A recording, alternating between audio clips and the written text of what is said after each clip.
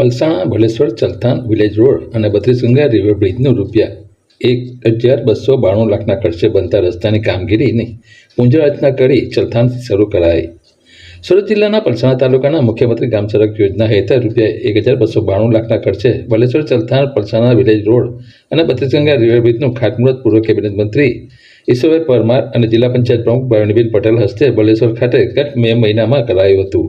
આ પ્રોજેક્ટમાં પલસાણાથી Baleshwar 6 kilometre road ₹312 lakh, Chalthan Adarshnagar society મધુથી મધુબન એપાર્ટમેન્ટ સુધીનો 2 કિલોમીટર રોડ ₹210 લાખ,